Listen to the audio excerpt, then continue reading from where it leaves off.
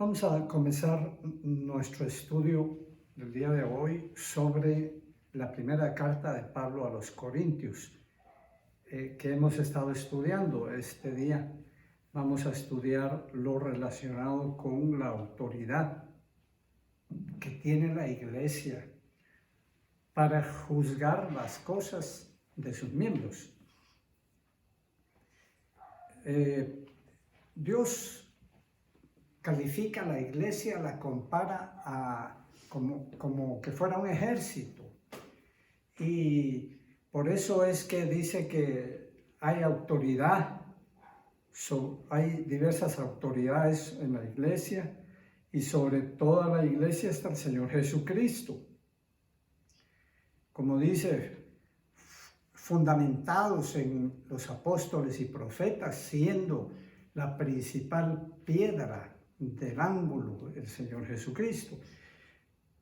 Entonces el Señor Jesucristo sí toma muy en cuenta la organización terrenal que se le dé a su iglesia, entendiendo que eso no es lo principal de la vida de la iglesia, ya que primero la iglesia es un organismo vivo, compuesto por, como él dice, el Señor Jesucristo, piedras vivas que forman la edificación llamada cuerpo de Cristo, que es la iglesia verdadera del Señor Jesucristo. Entonces, eso es lo principal, pero también la organización es muy importante. Y dentro de la organización, muy importantísimo también la autoridad que Dios da. Esta autoridad normalmente en la mayoría de iglesias no se le da la importancia que tiene.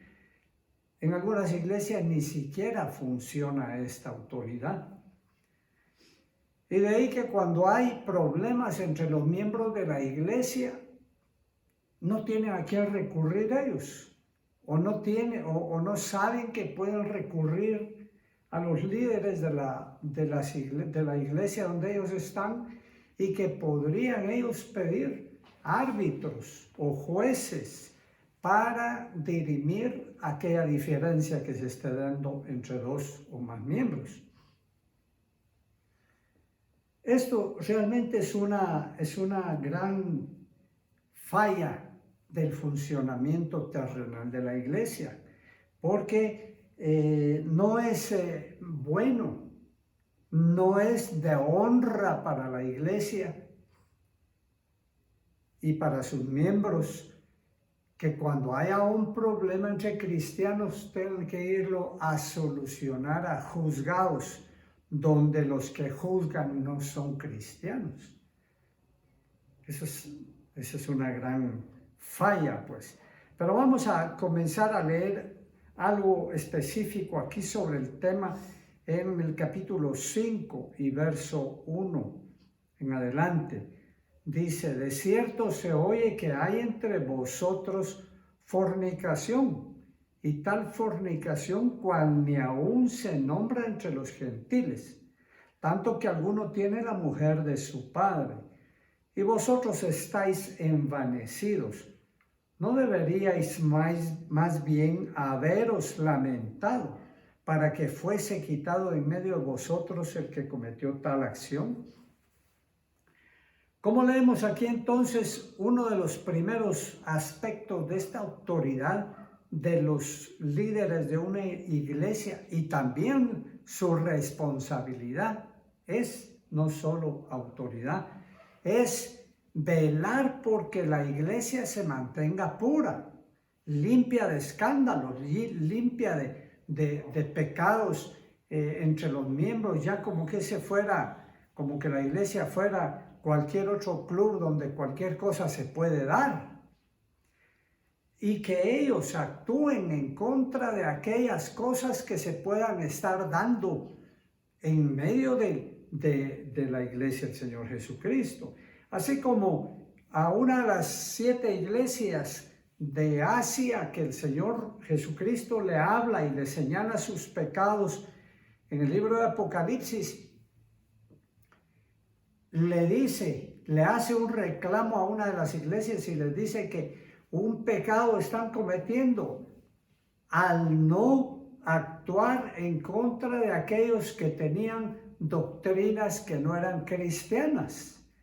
La doctrina de los nicolaitas y otra doctrina mundana que estaba introduciendo por ahí como una célula cancerosa a un grupo de cristianos, o tal vez ni cristianos eran, pero ahí estaban introduciendo esas prácticas paganas.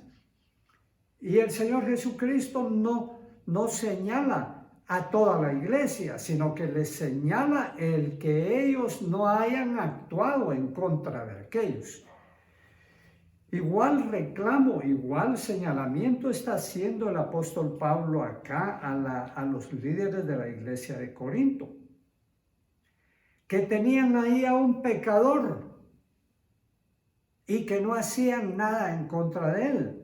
Es decir, está en un pecado descarado. Todos los pecados son pecados, pero hay algunos pecados completamente descarados, como este que está señalando acá, este hombre que tenía a la mujer de su padre. Es decir, supongo yo, no dice aquí exactamente, pero entiendo que era su madrastra, ¿verdad?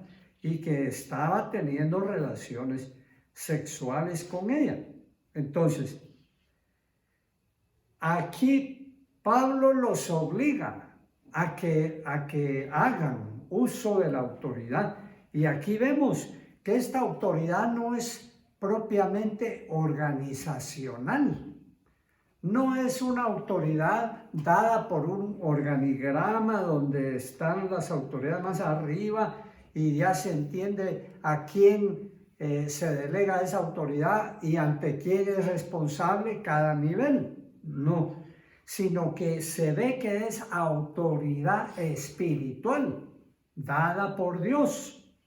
Porque la escena que Pablo aquí nos pinta nos la deja claro. Dice, ciertamente, les dice, yo como ausente en cuerpo, ya que Pablo no estaba ahí, pero presente en espíritu, ya como presente, he juzgado al que tal cosa ha hecho.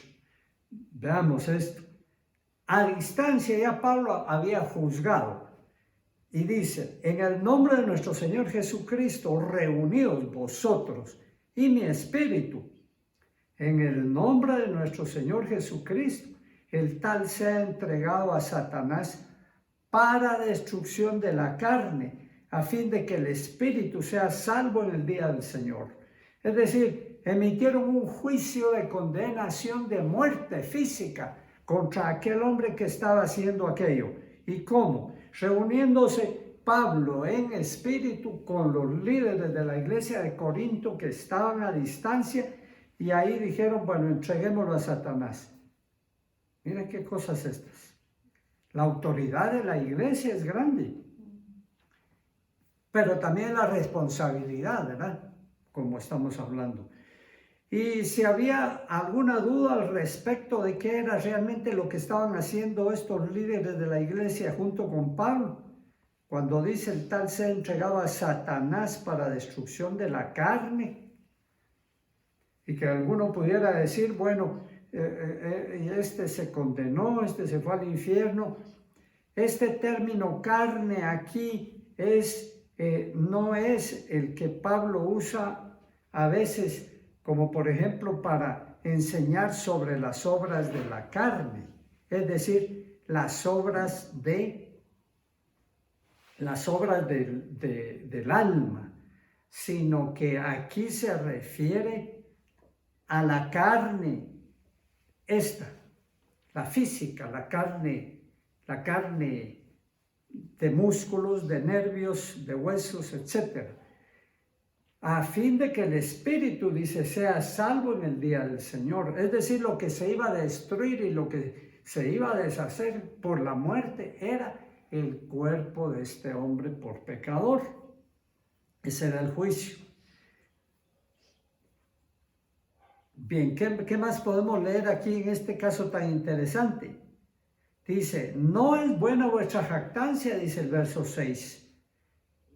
O sea que la iglesia no se debe jactar de sus buenas cosas, mucho menos cuando tiene talones de Aquiles ahí, mucho menos cuando hay problemas de tipo de pecados que no se controlan y que los miembros están ahí rebeldes, etcétera, etcétera.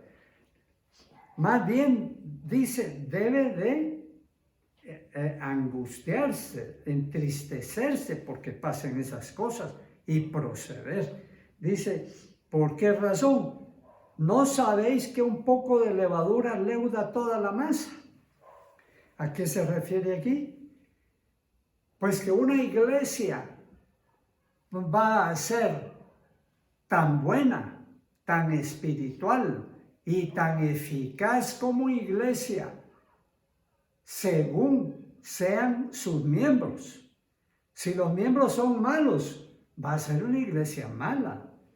Si los miembros son de mediana espiritualidad, ¿qué iglesia va a ser de mediana espiritualidad? Si aquella iglesia está formada por gente que no es cristiana, va a ser una iglesia que, aunque tenga nombre cristiana, es aquella que el Señor Jesucristo le dijo también a una de las 7 iglesias del Asia. Tiene nombre de que vives, pero estás muerta, ¿verdad? Hay algunas iglesias que tienen nombre de que viven, de que son iglesias cristianas, de que aman a Cristo, de que aman a Dios, etcétera, etcétera, pero están muertas. ¿Por qué? Porque no tienen el Espíritu de Dios, porque de verdad no están obedeciendo a Dios. ¿Qué clase de iglesia van a ser? Va a ser una iglesia pésima, que está llevando al infierno a todos sus miembros. Por eso dice aquí, un poco de levadura, ya no digamos mucha levadura, ¿verdad? Muchos miembros malos, un poco de levadura en medio de la verdadera iglesia que tiene que ser sin levadura, va a leudar toda la masa, dice. Los que hacen pan lo saben muy bien. No pueden, nunca, el panadero nunca puede decir, agarra su harina y le echa los componentes y diga, le voy a poner un poquito de levadura aquí en la esquina para que solo se me leude esta esquinita y que todo lo demás quede bien. No, todo va a agarrar, todo va a ser contaminado, ¿verdad? Por aquella levadura. Igual sucede en la iglesia. Si no se controlan las cosas, se salen de cauce y se vuelve un río que inunda. Otra cosa que vemos aquí es en el verso 6 y capítulo 6 y verso 1. Vemos otro caso de juicio. Dice, ¿osa alguno de vosotros cuando tiene algo contra otro ir a juicio delante de los injustos y no delante de los santos? Mire, como una osadía está diciendo Pablo que es eso, que si hay dos hermanos que tienen diferencia, sea alguna diferencia económica, algún problema, que uno haya defraudado al otro, cosas que no se deberían de dar, como Pablo dice más adelante, y ya que hayan problemas en medio del pueblo de Dios es una gran falta. Y segunda falta, que en lugar de arreglar los trapos sucios en la casa, salgan a la calle con la gente que no tiene nada que ver con la iglesia y vayan a dirimir el juicio allá afuera. Eso es lo peor. Eso es como descubrirse en sus problemas, en sus faltas espirituales. Entonces dice, osa alguno de vosotros cuando tiene algo contra otro. ir a juicio. Si pues tenéis, dice el verso 4, juicio sobre cosas de esta vida. Otro problema, ponéis para juzgar a los que son de menor estima en la iglesia. O sea que otro problema que se puede estar dando es que aunque haya personas asignadas para juzgar o dirimir conflictos entre los miembros, se ponga a gente inadecuada, gente que no está capacitada. Una cosa es que ministren, una cosa es que prediquen, que enseñen la palabra, y otra cosa es que ya tengan que ver con asuntos legales que son específicamente de un área del conocimiento o del saber. Entonces ahí, como dice Pablo, ponen a cualquiera, no se avergüenzan de hacer eso. No hay ninguno sabio entre ustedes, ni aun uno, que pueda juzgar entre sus hermanos. Entonces, si tenemos un asunto legal, no vamos a poner al panadero para que dirima el juicio, no vamos a poner al carpintero, ¿verdad? Sino que vamos a poner el que conozca un poco relacionado, pondríamos un abogado, ¿no? Si tenemos uno. Son cosas que aparentemente caen de su peso, pero si el apóstol Pablo lo está señalando aquí, es que se daban en esa iglesia y seguramente que ahora se dan también en otras iglesias, ¿verdad? En primer lugar, se debería de saber que para llevar a juicio alguno, hay que hacer lo que al menos los que no son de la iglesia hacen, revisan la evidencia, ¿verdad? Dice, bueno, los líderes de la iglesia, ¿usted tiene problema? ¿Cuál es su problema? ¿Con quién es su problema? Con fulano de tal. ¿Y cuál es? Vamos a ver qué tiene usted ahí de evidencia de que realmente usted tiene este problema y usted es el agraviado. ¿No? Que también qué vergonzoso que a veces sientan en las iglesias en el banquillo de los acusados al que debería de estar acusando al otro. ¿Por qué? Porque le están haciendo lado al acusador que no tiene ningún fundamento, o porque ignoran estas cosas tan elementales, ¿verdad? Bueno, hay que ver la evidencia y entonces si hay evidencia ya se pone al adecuado para que mire aquel caso y entonces ya se llama a los dos a juicio. Tampoco se va a poner ya de entrada a una de las dos partes en el banquillo de los acusados. Imagínese usted, yo conocí a un pastor que lo sentaron 2 veces en el banquillo de los acusados y él era la víctima. Y los otros, qué descaro y qué vergonzoso, ¿verdad? Porque ahí, sentado en el banquillo de los acusados, le restregó a los otros en la cara sus errores, sus fallas y su favoritismo que estaba haciendo en contra de él y en favor del otro. ¿Qué clase de jueces son esos, verdad? Entonces dice Pablo, aquí para terminar este caso de osadía que él estaba viendo en la iglesia, en el verso 7 al final, ¿por qué no sufrir más bien el agravio? ¿Por qué no sufrir más bien el ser defraudados? Ahí está el punto. No debería haber juicio, no debería haber conflicto. Si a mí me defraudan en la iglesia, ¿qué es lo que tengo que hacer? Pues sufrir la defraudación, sufrir el agravio. ¿Por qué? Porque eso es lo más espiritual. Se me robó, pues, que algún día se va a arrepentir, pedir a Dios porque se arrepienta el que robó. Y no sentarlo en un juicio, mucho menos en un lugar inapropiado como en un juzgado terrenal. Será muy difícil juzgar las cosas terrenales. Si nos toca que juzgar las cosas terrenales, debemos de saber que es lo más sencillo, que es lo más fácil, y deberíamos de esforzarnos en eso, sobre todo como iglesia. Porque, vamos a leer en el capítulo 6 y verso 2, algunas cosas más difíciles que seguramente nos van a tocar a todos aquellos que hemos sido llamados a ser del Señor Jesucristo.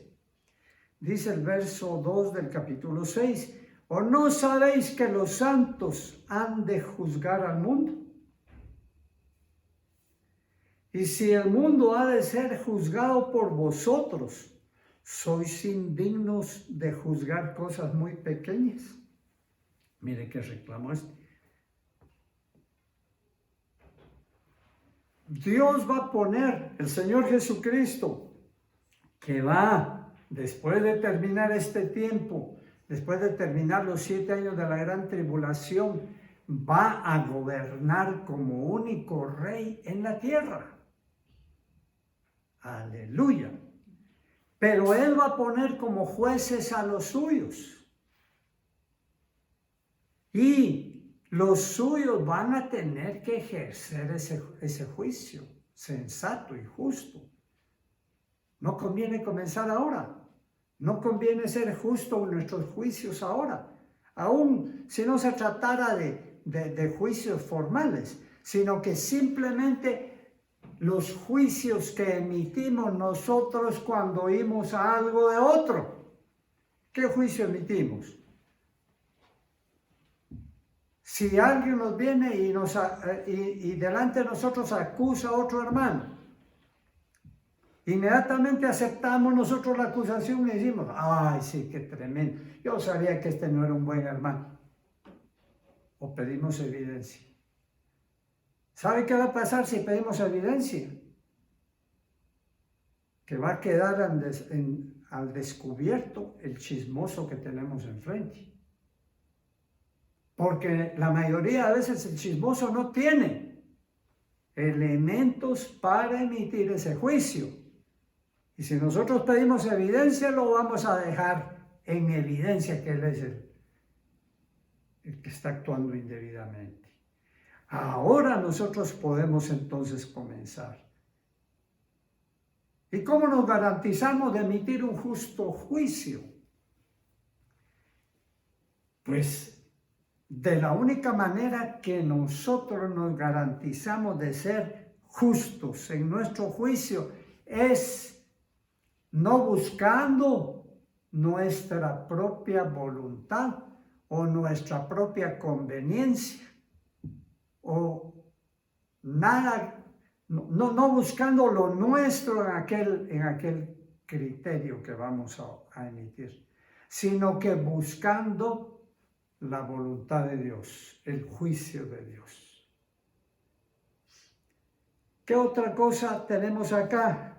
Dice el verso 3, capítulo 6. ¿O no sabéis que hemos de juzgar a los ángeles? Mire qué cosas más maravillosas y tremendas, ¿verdad? ¿Cómo ve usted a los ángeles actualmente? Bueno, los ángeles de Dios los ve naturalmente para arriba, ¿va? Los ve como seres celestiales y seres especiales. Pero también los caídos eran igual y son igual, solo que ya pervertido su alma, pervertida su alma. Pues esos ángeles los va a tener que juzgar usted, los voy a tener que juzgar yo. Allá se puso peor la cosa, ¿verdad? Porque en el punto anterior en que nos tocaba que juzgar al mundo, se refería a juzgar humanos como nosotros, aunque nosotros ya en una posición glorificada. Pero aquí se está hablando de ángeles, los cuales son seres mucho más poderosos, mucho más inteligentes y sabios. Y nosotros vamos a tener que dar la altura para poderlos juzgar a ellos o no. O vamos a decir, o van a decir los ángeles, al que me pusieron para juzgar, aquel que no sabe ni distinguir si de un palmo de su nariz para adelante. Ya no ve nada, está ciego.